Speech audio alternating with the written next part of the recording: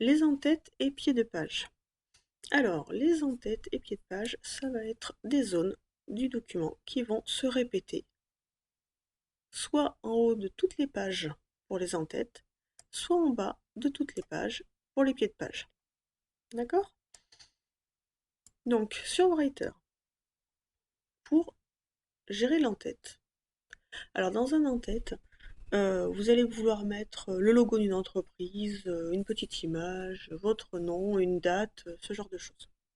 Le nom du document, peu importe, selon vos besoins. Donc, on va faire un petit clic au-dessus. Et là, vous voyez qu'on a un petit menu qui arrive et qui s'appelle En-tête, style par défaut.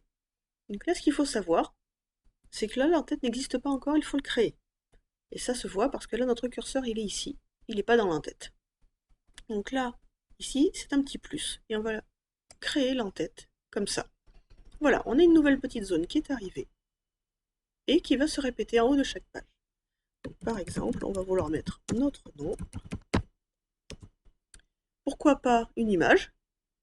Donc, insertion, hop, image. Par exemple, on va mettre un logo, hein. Ouvrir. Donc là, notre image est bien trop grosse.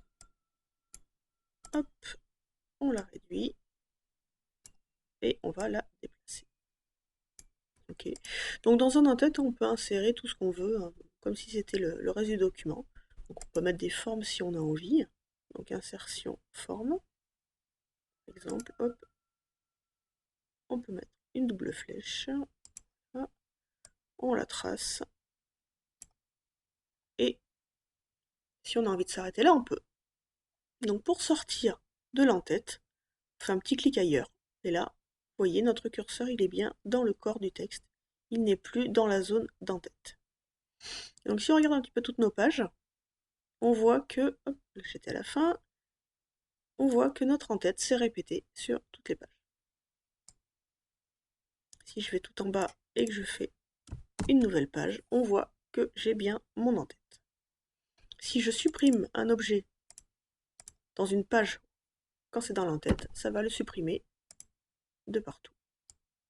Preuve, voilà, ma double flèche a disparu.